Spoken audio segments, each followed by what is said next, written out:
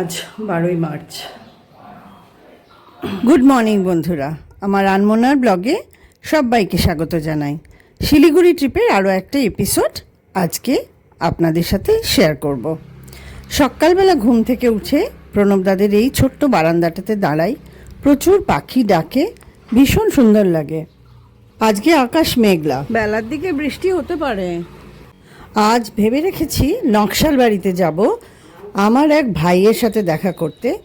এই ভাইকেও আমি প্রথম দেখব আজ। কেন সেটা পরে শেয়ার করছি। প্রতিদিন সকালে এই রাস্তা ঝাড়ু দিতে সুইপার আসে, আর এটা আমি রোজ দেখি, বেশ সকাল সকাল আসে। এই যে গাছের শুকনো পাতাগুলো এই সময় পড়ে, সেগুলো যাতে নালা জ্যাম না করে মনে হয় সেই জন্যেই ঝাড়ু দেয়। 10:15 নাগাদ প্রণবদার বাড়ি থেকে একটুখানি ভাত, আলু সেদ্ধ, ডিম সেদ্ধ খেয়ে আমি বেরিয়ে পড়লাম নকশাল বাড়ির উদ্দেশ্যে। কিছুটা হেঁটে গিয়ে টোটো ধরতে হবে। রাস্তার এত আওয়াজ যে আমাকে ভয়েস ওভার দিতে হচ্ছে। ইচ্ছে আছে কোর্ট মোড়ে গিয়ে গাড়ি যদি পাই ডাইরেক্ট সে গাড়ি নেব, নয়তো আমার ভাই ও যা বলে দিয়েছে সেই মতো যাব। বাস বা গাড়ি কোনোটাই তেমন সুবিধা পেলাম না কোর্ট মোড়ে, তাই আমি চলে এলাম শিলিগুড়ি জাংশনে। ও আমাকে ট্রেনেই যেতে বলেছে। দেখা যাক এখানে যদি প্রাইভেট বাস কিছু পাই সেটা একটু খোঁজ নিয়ে নিই, নয়তো তো লাস্ট অপশান ট্রেন তো থাকলোই। না, বাসও তেমন কিছু নেই এখানে ডাইরেক্টলি নকশাল বাড়ি যাওয়ার মতো, এক্ষুনি তো অন্তত ছাড়বে না। অগত্যা ট্রেনের দিকেই রওনা দিলাম।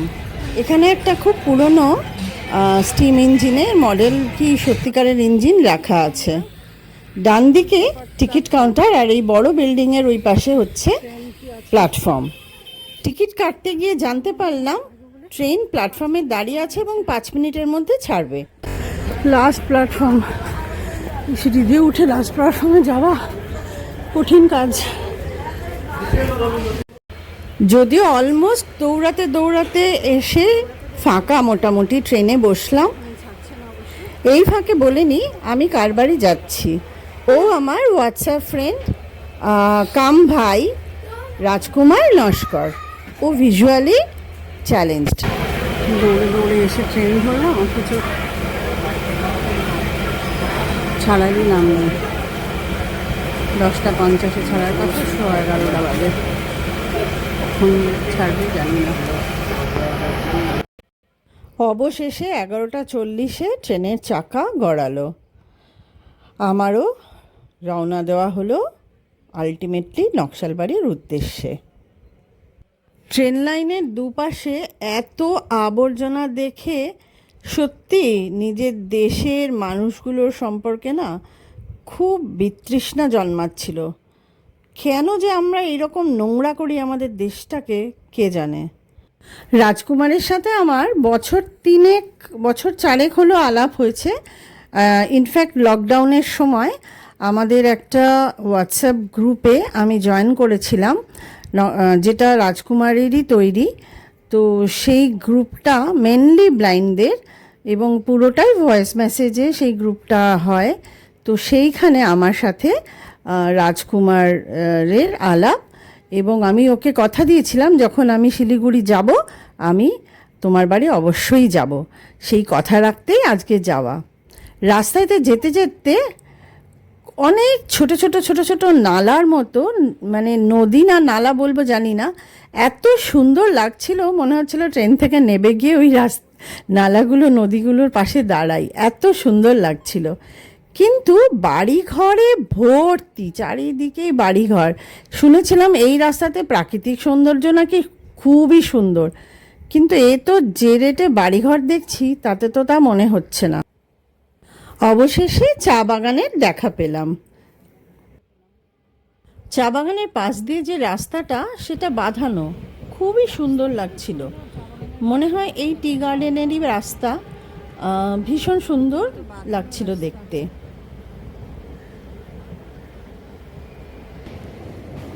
যে নদীটা পেরোচ্ছি এটা বালাসান নদী। এই নদীটাই কিন্তু কার্শিয়াংয়ে আমার বাড়ির পিছন থেকে দেখা যেত। বেশ মজা লাগলো বালাসান নদীটাকে দেখে। চা বাগানের মাঝে মাঝে প্রচুর বড় বড় গাছ। সত্যি কি সুন্দর, অপূর্ব। একটু হতাশ হচ্ছিলাম বাড়িঘর দেখে, কিন্তু দেখুন কত দূর পর্যন্ত যত দূর চোখ যায় চা বাগান, আর তার সাথে বড় বড় গাছের জঙ্গল। আমি তো ডেলি ব্লগার নই, আমার ব্লগে থাকে শুধু কিছু আলাদা আলাদা দিন, কিছু বিশেষ অনুভূতি আর জীবনের ছোট ছোট গল্প।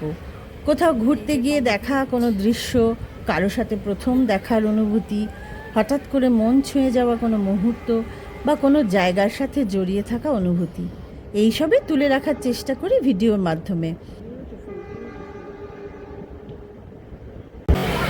দাঁড়িয়েছে তো দাঁড়িয়েছে, না ছেড়েছে, যাও।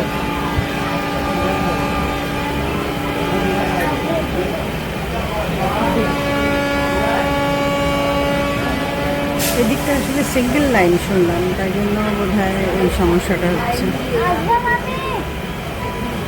ছেড়েছে। যে কথা বলছিলাম, নিয়ম করে প্রতিদিন কিছু পোস্ট করার জন্য ব্লগ করি না, বরং যে দিনগুলো সত্যিই মনে দাগ কাটে সেগুলোকে যত্ন করে সংরক্ষণ করার জন্যই আমার এই ব্লগ করা। যারা দেখবেন তারা শুধু জায়গা নয়, সেই মুহূর্তের অনুভূতিটাও যেন অনুভব করতে পারেন, এই ছোট্ট ইচ্ছা থেকেই আমার ইউটিউবে ব্লগ করা শুরু। আজকের এই ছোট্ট জার্নিটাতে মাত্র 2টো স্টপেজ মাঝখানে, এক বাগডোগরা, আরেকটা হলো মাটিগাড়া। ট্রেন একেবারেই ফাঁকা। মাটিগাড়া থেকে বেশ কয়েকজন উঠলো ঠিকই, কিন্তু তাও ট্রেনটা মোটামুটি ফাঁকাই আছে এবং এখন বেশ ভালোই চলছে। আর আমার তো ভালো লাগছেই, কারণ আশেপাশের দৃশ্যগুলো অসম্ভব সুন্দর। দুপাশেই কিন্তু চা বাগান, কোনো চা বাগান ছেঁটে দেওয়া হয়েছে, কোনো চা বাগান সবুজ। আপনাদের সাথে সবটা শেয়ার করছি তাই।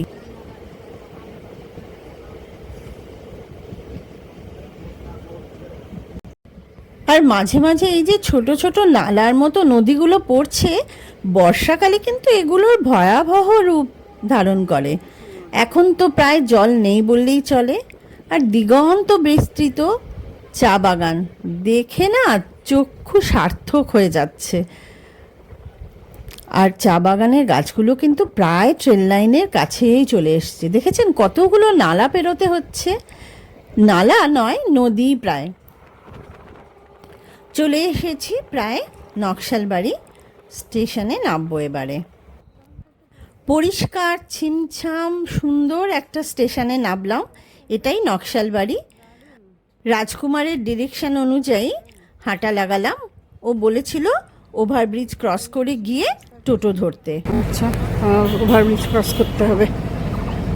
একটি টোটোয় যেতে রাজি হলো, তাকে দেখে কেন জানি না আমার খুব একটা ভরসা হলো না। টোটো দাদা কেমন জানি করে আমার দিকে একটু দেখে নিল, কিন্তু অন্য কোনো টোটো যেতে না চাওয়ায় অগত্যা তাতেই চড়ে বসলাম। গুগল ম্যাপ খুলে দেখে নিলাম ঠিক দিকে যাচ্ছি কিনা। পরে অবশ্য নিজেকেই ধিক্কার দিলাম, ভাবলাম যুগের হাওয়ায় আমাদের মনটাই কেমন যেন সন্দেহপ্রবণ হয়ে উঠেছে।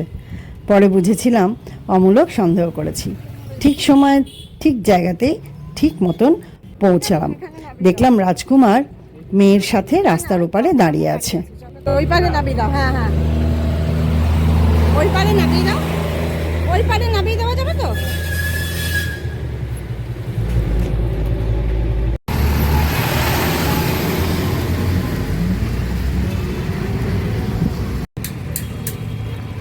রাজকুমার চলে এসেছি, একদম ঠিক জায়গা মতো পৌঁছে গেছে। তোমার নাম কি? পৌলমী। ওকে, আমরা পৌঁছে গেছি, মিট করে গেছি। হ্যাঁ দেখছিলাম। আচ্ছা আচ্ছা, আমি তো তোমাকে দেখতে পেয়েছি ওই পার থেকেই। ওই যে ওখান থেকে রাস্তা পার হচ্ছিলাম। হ্যাঁ হ্যাঁ, চলো চলো চলো চলো। হচ্ছে বাবা ওই যে সপ্তপদী গ্রুপের। হ্যাঁ ঠিক শুনেছো মা,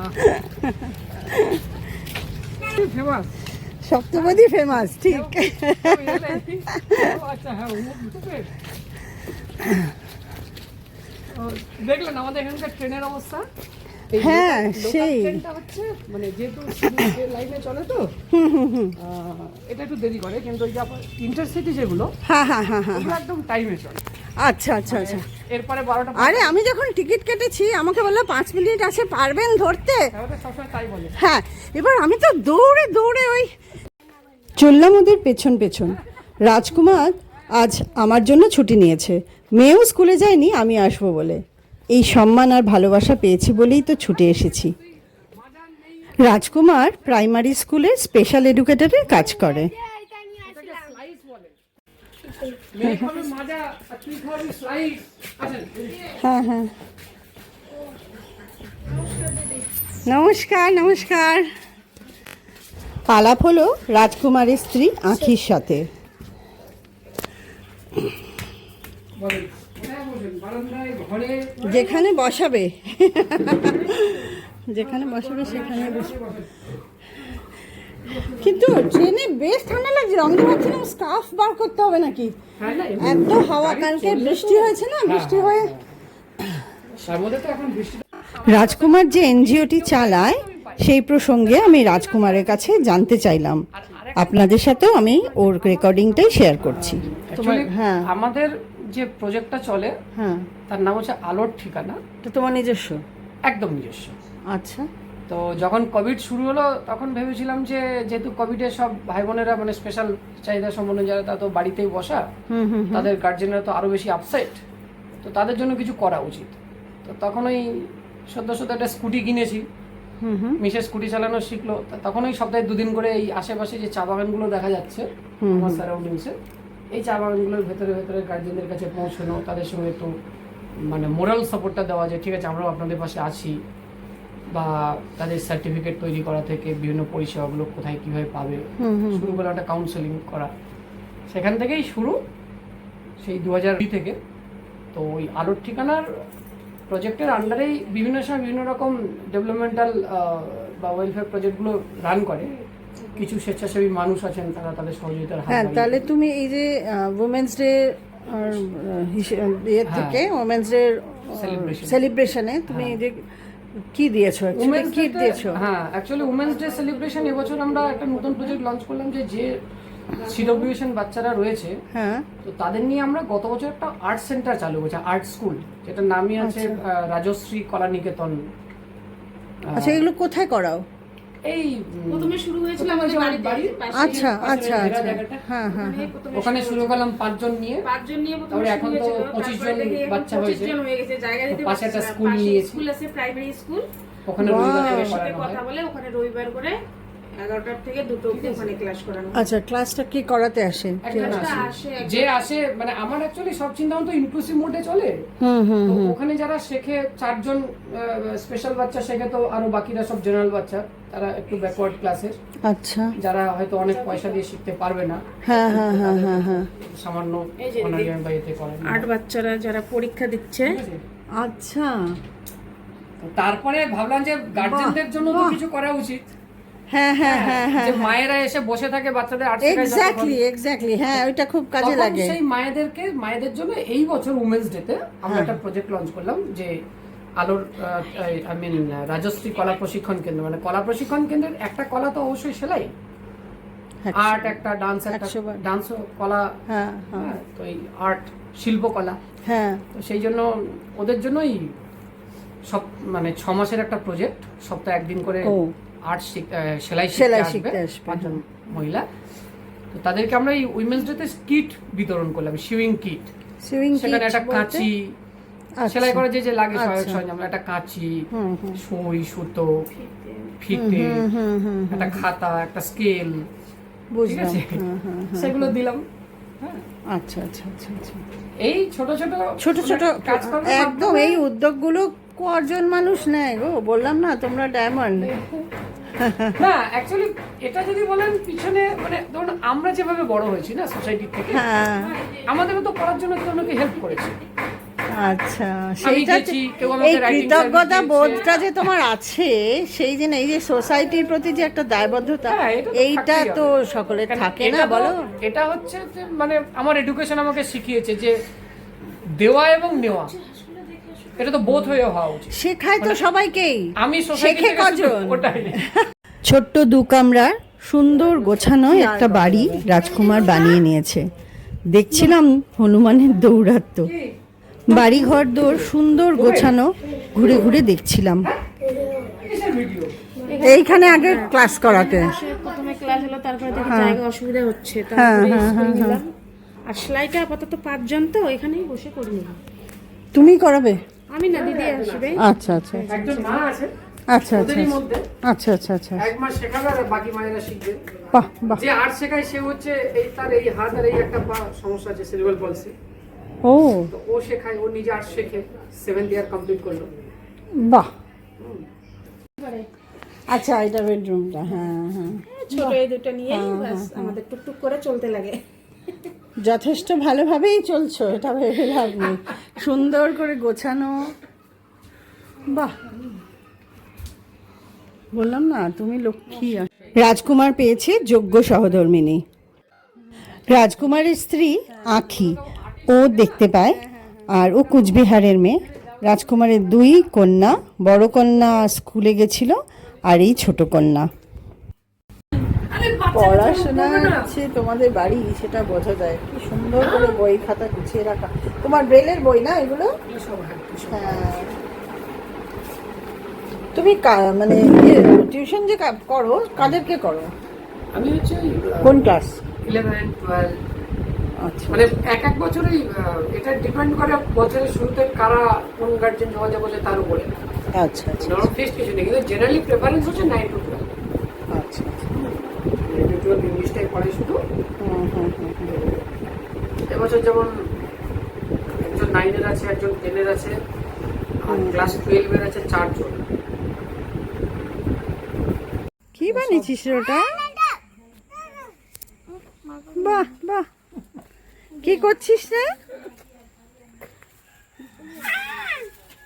কি বানাচ্ছিস?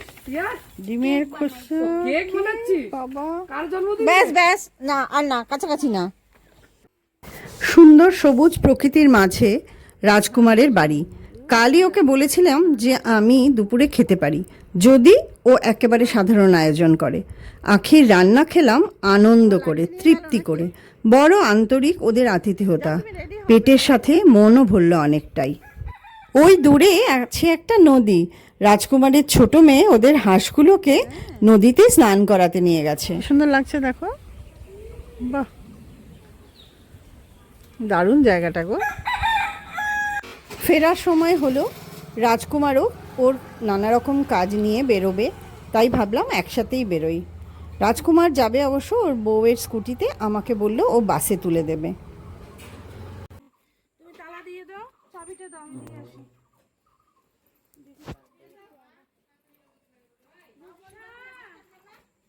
সম্পূর্ণ রকম স্বাবলম্বী এই ধরনের মানুষদেরকে ভালো না বেসে, শ্রদ্ধা না করে কি থাকা সম্ভব? আপনারাই বলুন তো। আমি নিজেকে লাকি মনে করি যে আমার এরকম বেশ কয়েকজন ভাই বোন এবং বন্ধু আছে। ঝমঝমিয়ে বৃষ্টি। হুম হুম হুম।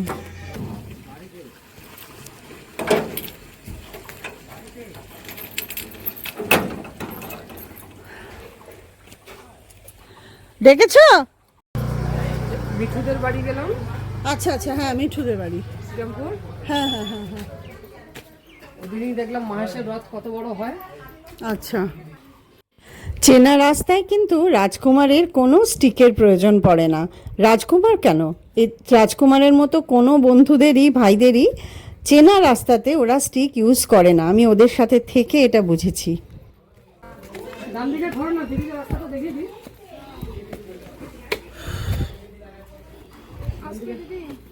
হ্যাঁ, আরে বাবা, ওইখানে এইটা দিয়ে ডান দিক দিয়ে উঠলে এদিকে যান, কি এদিক দিয়ে পার হয়ে কোন দিক দিয়ে আসলাম? তো একই তো ব্যাপার, প্লেন রাস্তায় হাঁটলে তো অসুবিধা নেই। তুমি এগো, আমরা আসতেছি পিছনে পিছনে। ওনাকে রাস্তাটা দেখাবো। ওদেরকে বললাম রাস্তার ধারে, বড় রাস্তার ধারে গিয়ে দাঁড়াতে আমি আস্তে আস্তে হেঁটে হেঁটে যাচ্ছি। দেখলাম আশেপাশে বেশ কিছু বড় বড় বাড়িও আছে এখানে। ওদের এলাকাটা কিন্তু খুব সুন্দর। আখি আমাকে একেবারে বাসে উঠিয়ে দিয়ে তারপরে রওনা দিল ওরা ওদের কাজে। বাসে বেশ ভিড় ছিল, কিন্তু আমি একটা বসার জায়গা পেয়ে গেলাম। প্রথমে জানলার ধার পাইনি, কিছুক্ষণ পরে জানলার ধার পেলাম। এই বাসটা প্রণবদাদের খুব বাড়ির কাছে কোর্টমোড় পর্যন্তই যাবে। শিলিগুড়ি আসতে আমার কোনোই অসুবিধা হলো না। একটা যুদ্ধ জয় করে এলাম। আমার প্রাইভেট মিনিটে কতদিন মধ্যে চাপলাম। এনিওয়ে পৌঁছে গেছি প্রায় প্রণবদার বাড়ির কাছেই। কলেজ, আমি কলেজের বাউন্ডারি, আর এই হচ্ছে প্রণবদাদের বাড়ি। এই যে এটা। ফ্রেশ হয়ে বৌদির হাতের গরম গরম চা আমি আর বৌদি দুজনে মিলে খেলাম। সাথে সাথে বৃষ্টি শুরু হলো। খুব লাকিলি ঠিক সময়ে ঘরে ঢুকে গেছি। প্রচণ্ড জোর বৃষ্টি পড়ছিল। ঢোকার পরে পরেই বৃষ্টিটা শুরু হলো। ইস, মানে হয় জুতোটা কি করে আনতে যাব, জুতোটা কি করে আনতে যাব সেটাই ভাবছি। আমি তো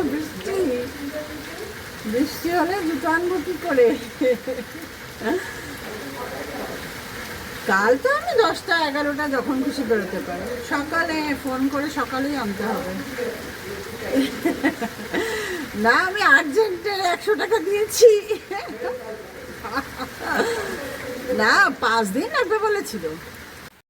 বৃষ্টি একটু কমলে একটা টোটো নিয়ে আমি গেলাম আমার জুতো আনতে।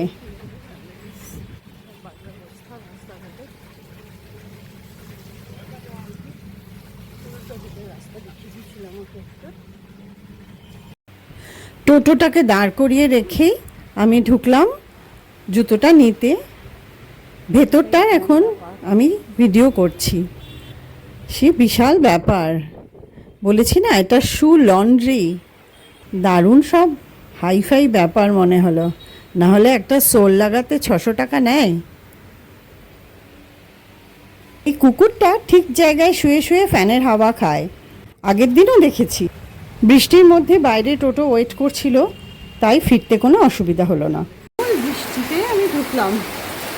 মোটামুটি একটু ভিজেছি, কারণ টোটো থেকে নামতে গিয়ে একটু ভিজলাম।